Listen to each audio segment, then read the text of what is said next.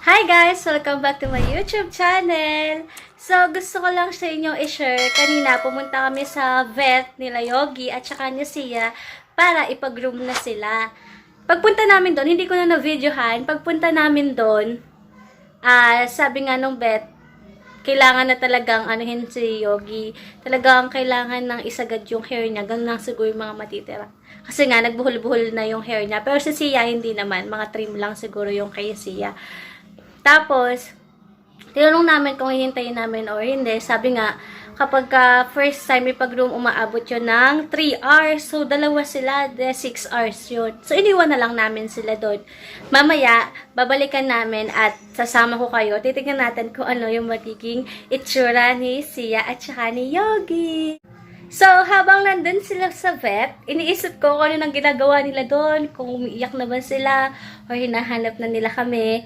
So, ang gagawin natin ngayon, magdi-disinfect muna tayo ng kwarto, ng buong bahay, at saka lilinisin natin yung cage nila. So, disclaimer lang, hindi namin sila kinukulong ng whole day. Kinukulong ko lang sila kapag gabi kasi nasanay na sila sa cage na natutulog. Pero kapag umaga, pag-gala-gala lang sila sa loob ng bahay. Tara, samahan niyo ako!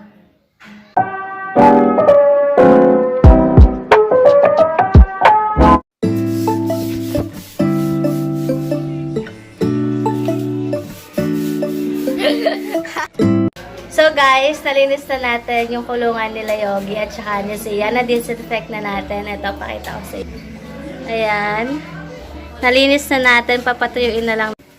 So, habang wala yung mga aso namin, mag-spray muna tayo ng Lysol sa kwarto para pagbalik nila, disinfect na yung kwarto natin. Tara!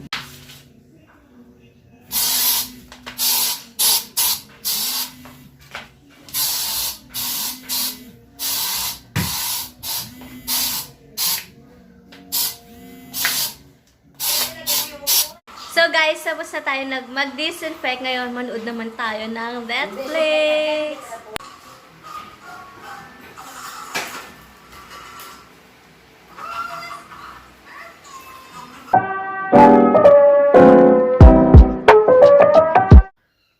So guys, nag-chat na yung The Husky, yung pinagpa-groom namin sa mga aso. Ready for pick-up na daw si Yogi at si Sia. Tara, puntahan na natin.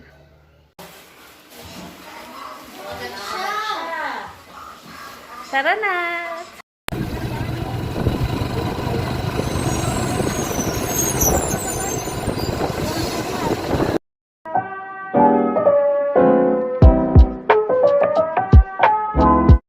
So, ayun guys, nakauwi na kami galing vet at pinakain ko na si Yogi at Sia. Gutom na gutom sila.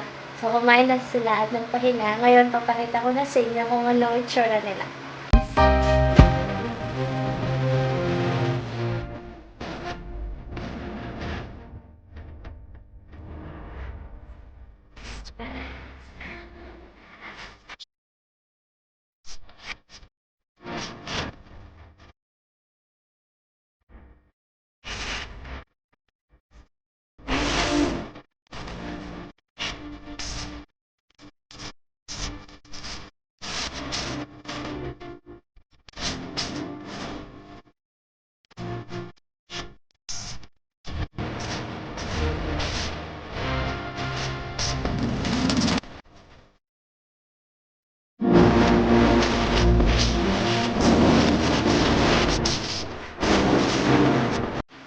So guys, eto na si Sia.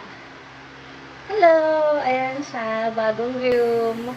Ginupitan yung tenga niya, ayan. Tsaka, para siyang, tinano yung gilid ng tiyan niya, yung mga mahabang buhok. Yun lang yung pinagawa. Kasi papahabain ko yung hair ni Sia. Ayan siya, hello. Eto naman si Yogi. Ito sila, ito sila sa ano.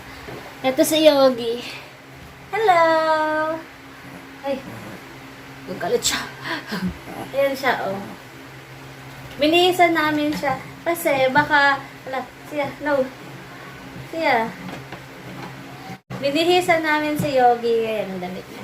Kasi baka mamaya manibago siya. Pero so far, di naman siya naninibago.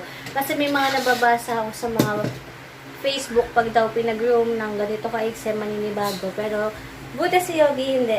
Lakas-lakas pa niyang kumain. At gusto na nila magpahinga kaya lagay ko na sila doon.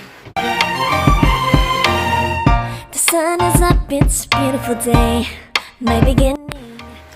So guys, maraming salamat sa pagsama sa amin ngayon sa pag-group kay Yogi. At sa susunod pa nating mga video. Bye!